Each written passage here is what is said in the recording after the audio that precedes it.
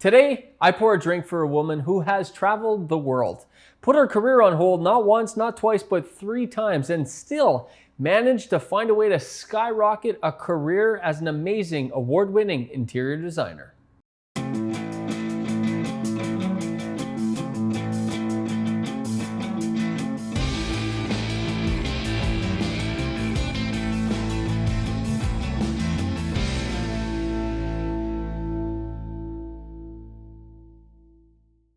Hello, Michelle. How are you today? I'm great. How are you doing? It's so nice to see you in person. So, are you a bit of a whiskey aficionado? Do you like whiskey? I like whiskey. I'm not an aficionado at all, but I do know what I like and what I don't like. So, what do you like? I don't like anything too peaty or too oaky. I got a fantastic local whiskey for you today. Oh, nice. Yes, from Black's Distillery. Very, very good. Very earthy, not too oaky, and certainly not too peaty. There's no peat in it whatsoever. Fantastic. Shall we give it a shot? Sounds good. All right.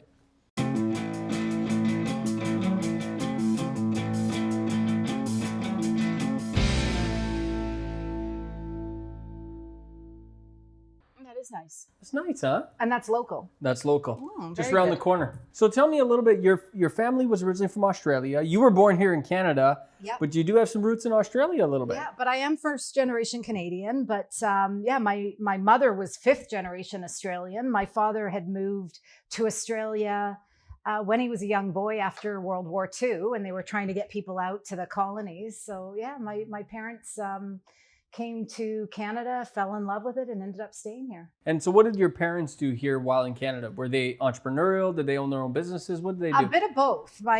They started off as teachers. Both my parents were teachers. And when they first came to Canada, they went up to Inuvik. And if anybody doesn't know where Inuvik is, that's like as far north in Canada that you can possibly go and still be on the mainland. They taught up there to the Inuit and fell in love with Canada. I heard some stories that when your parents were younger, you had this little vending machine business. Tell me a bit about that. Right. So my parents were very entrepreneurial. They owned a couple laundromats, and they owned it with another family, and they had 3 boys who were older than my sister and I. And then there was my sister, and then I was the baby. And they passed this job along through the whole family, which was so much fun that it became your job to run the pop machine in the laundromat. And we always used Pop Shop. It's so funny that Pop Shop now is so popular again, and how, it's quaint and nostalgic almost that we use it. But that was my job. I was the youngest one to get it. And I would go in there, I would take inventory, I would take all the money, I would roll all the coins, I would buy my new stock with my inventory, restock it, and any profit, of course, was my profit. So yeah, I had my first little business when I was 11 or 12, I would say. That's amazing. Yeah. So what kind of skills did that teach you? It taught me business, and it was done so organically though, that it wasn't like, okay, here you're being taught a lesson of how to do this. It was just like, no, here you manage this. My parents have always been like that. You can do this, go out and do it. And that was when you lived in BC. Right. I grew up in just outside of Vancouver in Richmond, BC. Wow. So you're running this small business, which Yeah, really was. yeah. You're running this small business at I'm going to rewrite my bio. That's great. I was running I was the president of a business, CEO of a business at 11 years old. That's right. So where do you go from there? After you run your small business, you're now vending. Obviously, you're 11, 12. You're going into high school and so on and so forth. What happens after that? Do you stick around BC? What happens next? Well, after high school, I went to university in the States, in California. I was recruited there for sports. And What kind of sports? I played basketball and I ran track and field. I did the heptathlon.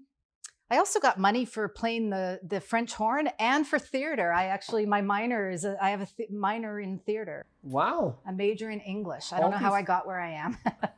All these things I didn't know. That's fantastic. So first of all, let's dig into what now? You ran a what's that called? It's not. You don't run a heptathlon. Well, A what is it? heptathlon is 7 different events. It's like the male decathlon. You've probably heard of that? Yes. Okay, so that's 10 events. Women do 7.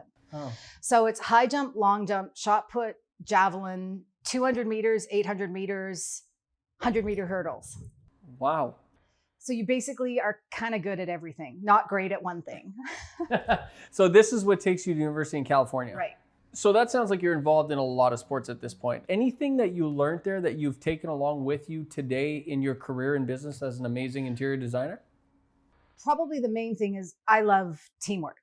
And, I was also a point guard in basketball, went to university, played point guard in university as well. I'm running the crew, right? I'm leading the plays, and I love that. But as a team, I love teamwork. I love working with really strong people, and I love just giving people where to go and giving them permission to go and do it. Beautiful. Did you know that about yourself then, or did you learn that now retrospectively? Oh, it's definitely retrospective. I don't think as a kid you can know that. It just sort of came naturally, I suppose. Great. What a great lesson to learn as a youngster and bring that into business today. Yeah, absolutely. So you finish university in California. You have to now leave California. You don't have to, but you leave California. You come back to British Columbia, which I imagine wasn't easy because California is beautiful. What do you do when you get back to BC at this point? Well, I didn't know what I wanted to do. And my first, quick job, I would say, was working for a shared office, which was quite interesting. I worked for the owner of that. And then from that, I went into marketing. What do you do there in marketing? I helped promote the company. I helped work with the salespeople, just kind of interesting things. And did you do that for a long time? Not that long. Shortly after that, I went into advertising, which I thought was very interesting. And I worked for an advertising company.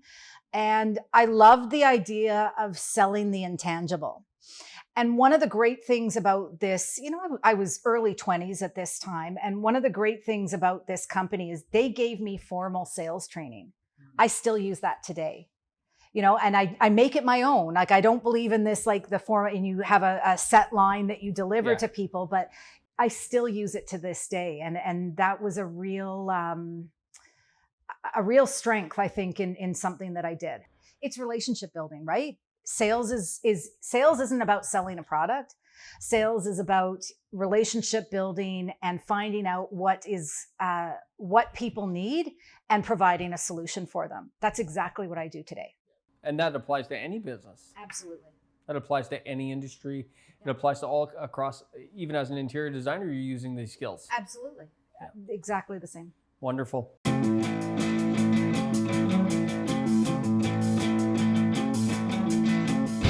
at this shared office space, I believe this is where you may have met your husband. It was, yeah.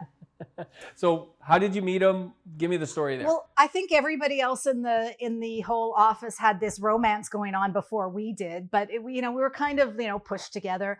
I loved how ambitious and smart he was. You meet him there and then you get married there in BC, and then did you move shortly after? What happened next? We did. After we got engaged,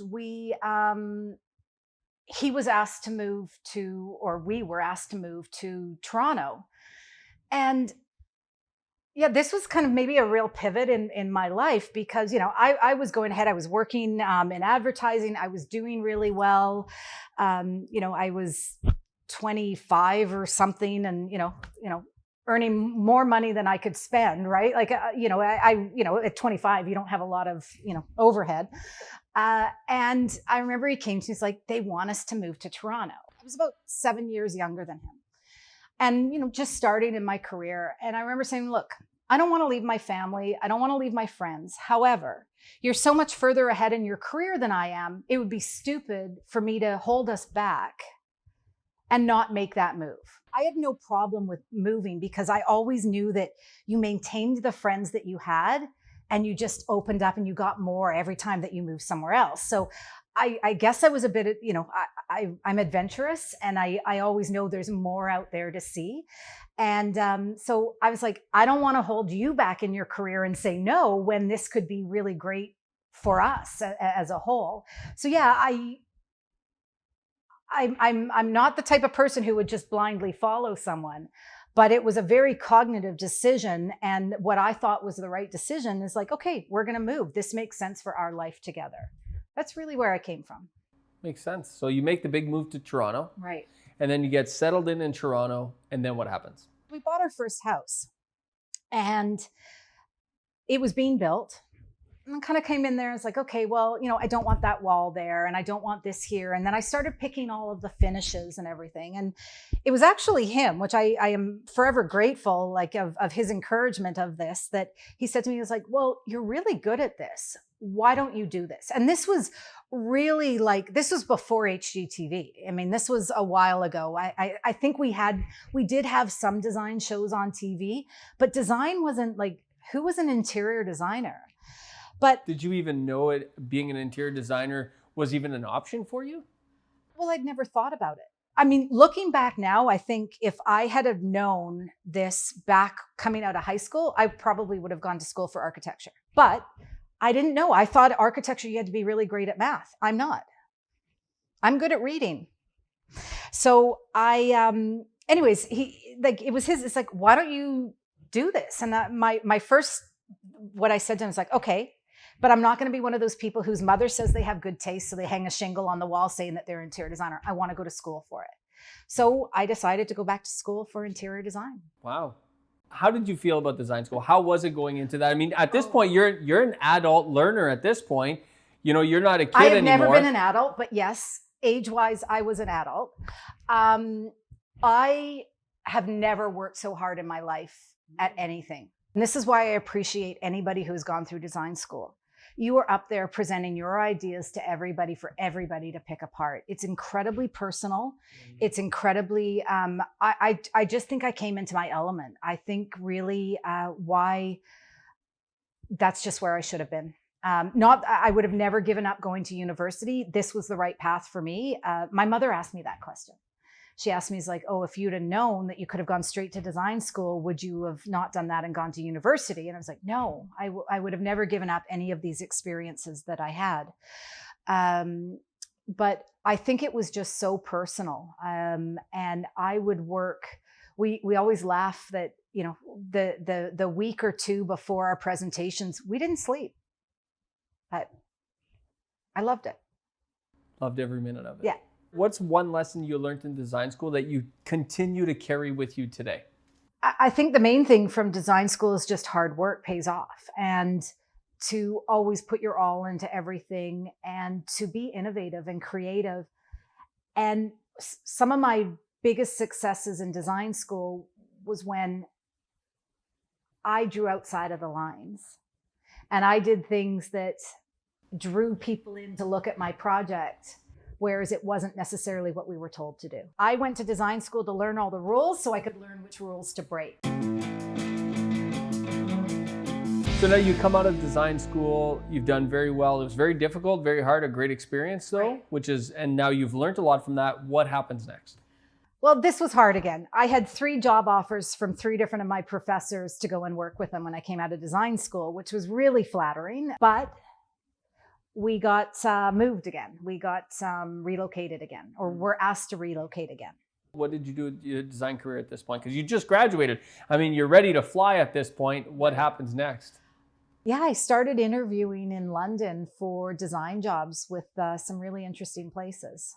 Very cool. And did you get started there in London? I didn't. We ended up getting transferred again. So, I did a little bit of work for friends back in home. I did do some work. I took courses. I took a lot of courses. So then you get moved uprooted again, and now you're moving on to the next. Where do you go next? Amsterdam. Oh my gosh. Sounds like a struggle at this point. How far away are you from design school at this point? You're at least a year, 2 years. I'm 3 years. 3 yeah. years. Wow. Yeah, coming out with 3 job offers to now not having really worked in the business. And then after Amsterdam, do you stay there for a while? Where do you go Yeah, next? we were there for a year, moved back to Toronto. Back to Toronto, back to the stomping ground. That's when I was like, okay, I need to start working on what I spent so many years training for. Are you excited at this point to finally get your career going? I mean, it sounds like you've been putting pause on your career for so long, for years and years and years, almost half a decade plus at this point. Oh, but yeah, it was almost a decade. It was by the time, I left my job back in Vancouver to the time I started working again. It was almost a decade. So now it's been almost a decade that you've constantly start, stop, fall, start, you move, you're constantly uprooted, constantly moving on to the next thing. How are you feeling at this point? Well, I mean, there's always going to be mixed feelings. I mean, I'm very resilient and I'm good at that. And I'm good at making friends and going out and finding and making my own life fulfilled. I never believe that somebody else can make you happy. You make yourself happy. Somebody doesn't make you happy. So, but it was tough, but I'm a fighter. Like I can always, sometimes maybe it's unfortunate. I can always find the good in everything. I always try and find the good in everything. I think that's a strength for a lot of people. Good for you. So you come back to Toronto, you're ready to rock and roll now, but you got to make a change. So what do you do next? Well, because I'd been out of the business for so long, and it'd be one thing if you started off, fresh out of school. I'm lucky that I had an entrepreneurial spirit in me. The first thing I did was actually go in and do some contract work, and then there's an architect who was one of my teachers in design school that I consider my mentor. And even to this day, I still call him. If I need help, I still call him. And we've worked on projects together and it's been really great. And we were talking and he said to me, he goes, you know what, Michelle, you're older than most of the people coming out of school. And it wasn't even that I was older. It's like people are going to see you and think you're just going to be gone in a few years. You're just going in there to learn stuff. He goes, go out on your own. Go out on your own, do residential. You're going to be great at it. And I took his advice and, hung my little shingle up with the right credentials after my name and decided that I was going to do this. So it was time to go at that point. You had made a committed decision Right. that was it. Enough uprooting, enough moving, enough putting off the inevitable. You really wanted to do your own thing. Right. And how has it gone so far? Oh, amazing. I mean, the business side of it is amazing. I couldn't ask for a better traduction of my business and what I've done. I keep educating myself. I went back and made sure that I could, I did all the exams for being able to write building permits so I can do that. I've just had better, more interesting projects and great clients and a lot of repeat clients for the past, 15 years. 15 years. Wow, Yeah. Fantastic. So at which point do you and your husband go your separate ways? Before you start your business? After you start your business? That's a tough one. I did see a real shift in him when it became that I wanted to do this. Before that, all of the decisions I thought they were mutual decisions. I realize now it was because my thoughts were in alignment with his. And then, it's interesting, right? Because I supported him so much. I really expected that back. He didn't marry me to be a wife, right? I mean, he knew me. He knew I haven't changed, right? I was this girl at 18 or, when I met him, I think I was probably about 23 or 24. Like I haven't changed. But I really realized there was a certain point where I was like, wow, the only reason why we agreed before was I happened to be in alignment where he was. Now, all of a sudden I wanted to go this direction and I realized he doesn't agree with that. And that became a real problem. There was almost a jealousy as I became successful, even though he was an incredibly successful person. It was odd.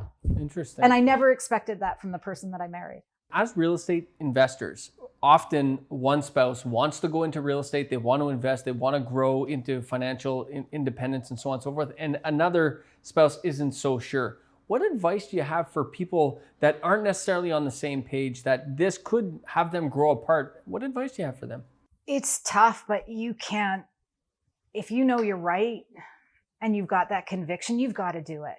You really do. And you can't control, just the same way as somebody else can't make you happy, you have to make yourself happy. You can't control the way that somebody else is going to react. You really can't.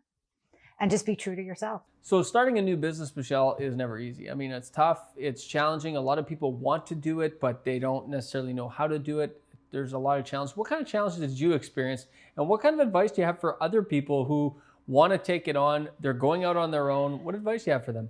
Well, I've got to say, I was lucky that if I didn't make a dime, I wasn't going to starve. So that, I did have that crutch that made it a lot easier for me to decide to do this. I know it's so much harder if, your rent's not going to get paid or your mortgage.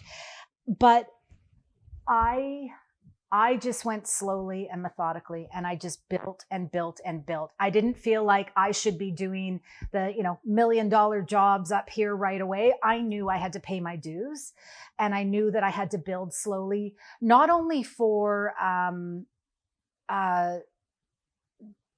just to learn it, but it's the credibility, and it's also scaling and how you scale your business. So I just started small. I mean, I'm working on an $8 million renovation right now, right? That's different. When I started out, I was maybe going into somebody's house and doing drapery for them. or, you know, a window treatment, or bringing a couch, a paint consultation, right? How important is a mentor in business and in success? Very important. And I have many people that I go to that I do trust and ask questions of. And they help me make decisions. I'm rarely at a loss for what the right decision is, but sometimes you just need a little, you know, extra push on that. And I think also too, being, you know, further along in my career, it also allows me to be a good mentor now too, to other designers, young designers out there. So you started by doing, you know, $80 jobs, and now you're doing $8 million jobs. That's an incredible growth. Did you ever think you would do $8 million renovations jobs? Oh yeah. You knew that was in you. Yeah. But I also knew that I had to get into it. I had to pay those dues and do a really good job for the people, because there's nothing stronger than a referral from a client to come in and say, she did an amazing job for me. He didn't, like, go with them. Yeah. There's nothing stronger than that. And that's what I've built. I have tons of repeat clients, and just really built a really strong referral business. Makes sense. So what advice do you have for a young designer, or a young business professional, or someone who wants to go out on their own, or a young real estate investor that is just getting started? What advice do you have for them? Learn everything that you can, get all the education that you can, take all the courses that you can, continually, you know, new education, take advice from those people that you trust, and then just go out there and do it. Do what you know is right. Love it. Cheers to you, Michelle. Pleasure. Cheers. Well, my glass is empty. Thank you so much for the great conversation, Michelle. I really appreciate it. Thank you. Such a pleasure. We hope you've enjoyed this. We'll see you next time.